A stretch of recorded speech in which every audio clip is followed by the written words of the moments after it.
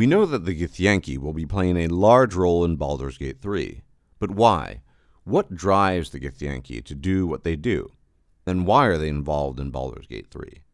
The Githyanki are certainly on average evil and have their own interests, but they are by no means self-directed. As explored in the previous video, the Githyanki were once slaves to the Illithids, and led by their leader Gith, rebelled and nearly eliminated all Illithids, and sought to forge an empire, but were halted in their progress due to the internal disagreement they had with Zerthamont, the leader of the faction who opposed the outright genocide of the Illithids and wished to pursue other, more peaceful arts and cultural goals. The Githyanki followed Gith to the astral plane to lick their wounds, rebuild their strength, and plan the conquest of all planes. As part of her plans, and on the somewhat questionable advice of her advisor, Vlaakith I, Gith descended to Avernus in the Nine Hells to bargain and treat with Tiamat, the goddess of evil dragons, which she did at the cost of her own life seemingly, after which the line of Vlaakith ascended to the throne with the distant promise to guard it until the day Gith returns, an unlikely event at best. The line of Vlaakith thus took the throne, further solidifying the treaty between the Githyanki and the Red Dragons,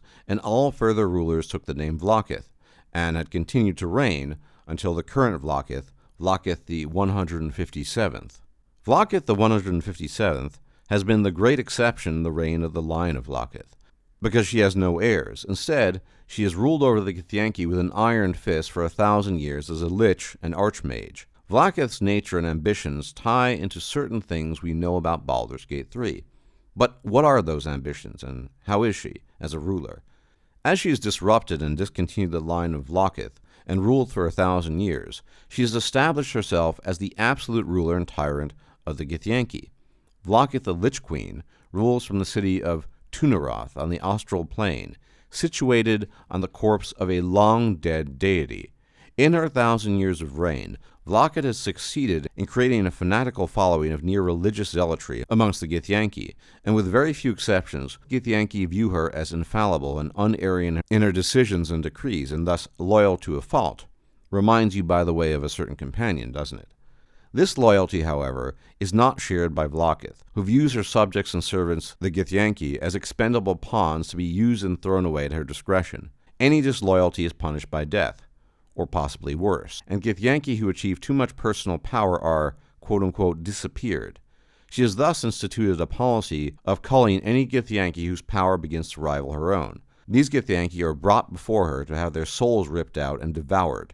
Most come willingly, but those who do not are dragged to her in chains. This culling prevents any Githyanki from becoming a rival to Vlaakith, and this also keeps Githyanki civilization dependent on her immense magical power.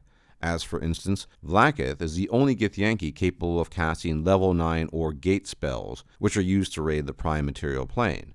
And anyone who disagrees with these policies is ceremoniously hunted down by Vlaakith's loyal toadies. Additionally, Vlaakith is also a fiendish sadist who surrounds herself with death and suffering. She has personally tortured and killed thousands of victims in her palace of Susurrus, often using their bodies as decoration afterwards. Vlaakith likes to ensure that the suffering of her victims never ends, and thus she uses magic to preserve some of her captives in eternal agony, and she has also enchanted Susurrus to trap the souls of every creature that dies there. The souls of all the thousands Vlaakith has murdered in Susurrus remain within its walls, creating an indistinct chorus of whispers begging for release. These whispers lend Susurrus its name, and listening to these anguished whispers is one of Vlaakith's favorite pastimes.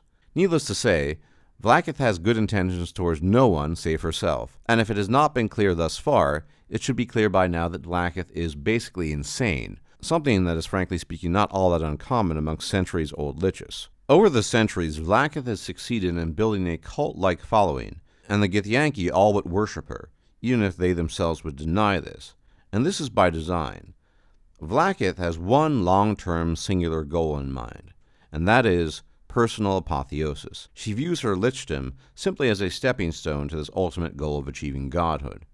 In fact, it is speculated that the devouring of her Githyanki followers serves as fuel for the use of wish spells, which she casts to support her divine aspirations by extracting the remaining divine essence of the god's corpse that the Githyanki city Tunaroth is built upon. So much to Vlaakith as a personage, but all this could be very relevant to Baldur's Gate 3. For one thing, it is possible to worship Vlaakith as a deity if the PC plays a cleric. That does not seem to be a mere coincidence, but rather something that is there by intention. Then there is the basic premise of the near-religious devotion that the Githyanki show towards Vlaakith. Again, Lae'zel potentially being a centerpiece in this, given that she's both a companion and a playable character. And then there's something else. We know that the Dead Three, otherwise known as Bane, Myrkul, and Baal, are involved in Baldur's Gate 3, and are quasi-deities and likely have ambitions of regaining their former divinity. And on top of that, we also know that they are somehow involved in the plot around the Absolute. Now, we also have the Githyanki artifact, which seems to be very important to the Githyanki and potentially to Vlaakith herself. The artifact is encrusted with Githyanki runes, but also exudes an aura of the infernal as it gives off brimstone. The Githyanki patrol, for example, is desperate to find it, and would only be doing so on the basis of orders from on high, namely from Vlaakith herself. It seems to protect the bearer from the influence of the Absolute. Could it be something divine, or a source of power of Vlaakith that might be related to her quest to secure divinity for herself?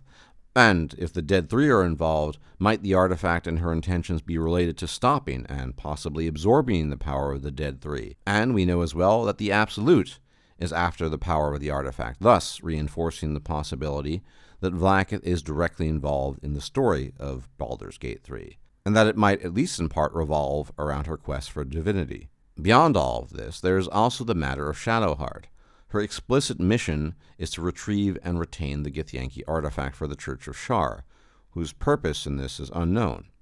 Either way, the artifact is almost certainly inextricably linked to Vlaakith and her power. We simply do not know as yet how. As always, thank you for tuning in. Do like, share, comment, and subscribe, and I will check you out next time. Take care.